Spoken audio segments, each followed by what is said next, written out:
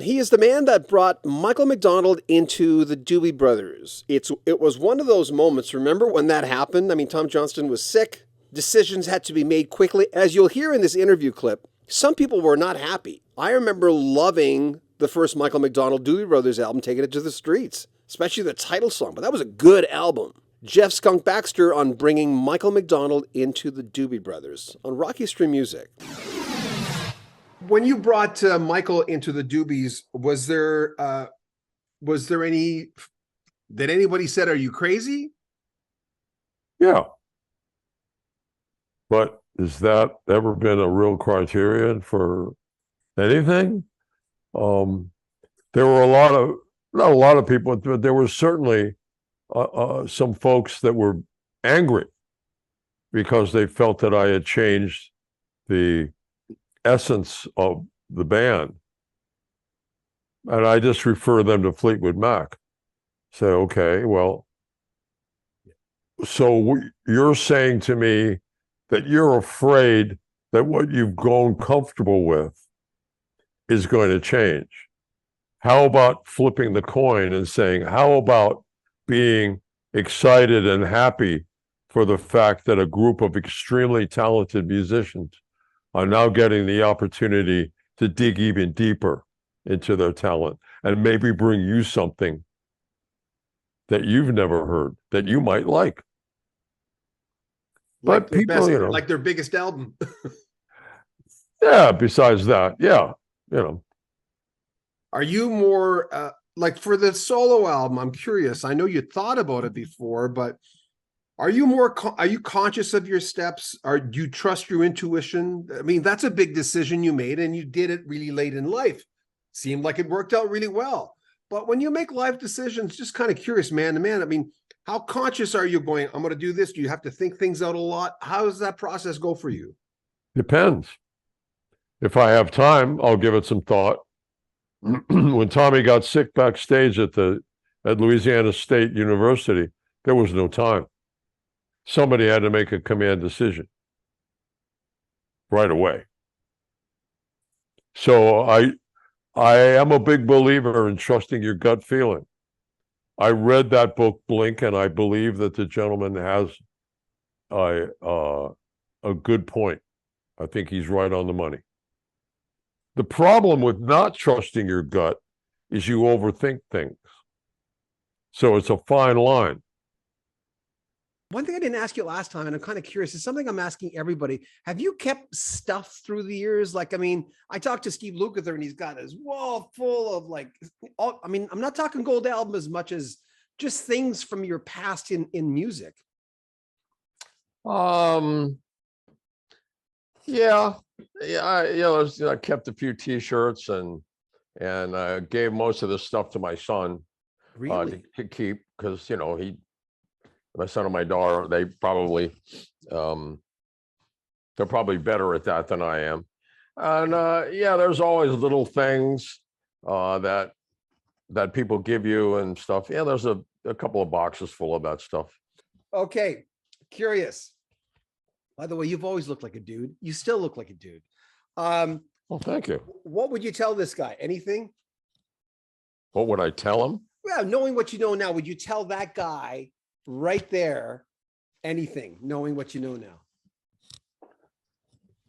Wow, that's a big question because besides my musical career, I have this day job as a consultant for the Defense Department. So what would I tell him? He wouldn't have believed that. Would he have believed that would happen to him working for the government? Would he have believed it? Yes. Really? Yes. Yes. So you were always standing on both feet, man. You were. Well, again, my dad brought me up as a patriot. I mean, this is not political. This is just, I love my country, especially growing up in a foreign country. You get an interesting perspective on the country of your birth. And my dad was 5 years regular Army, 20 years reserve.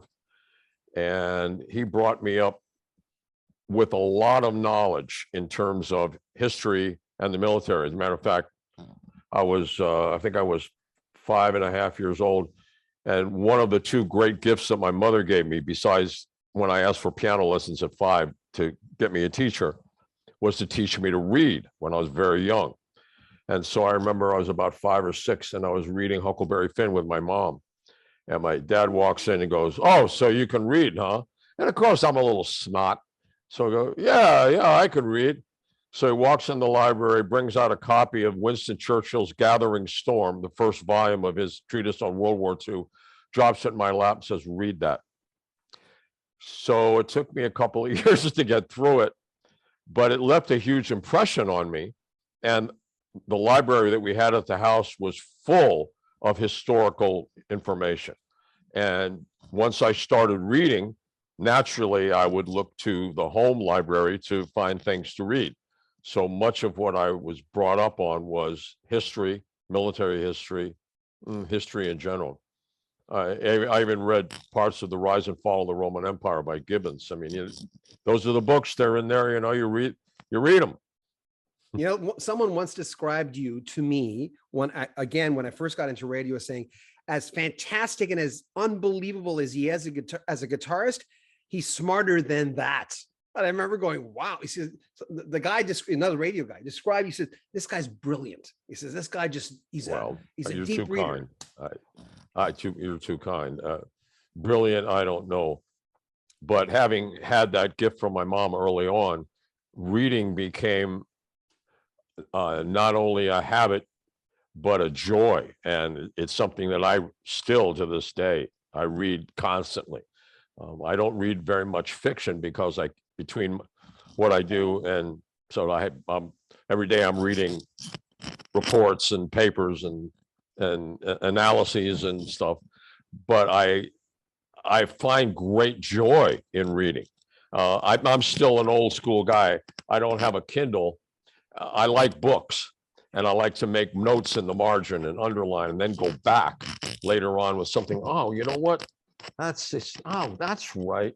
I'm studying right now how China is dealing in the South China Sea in the first, second, and third island chain.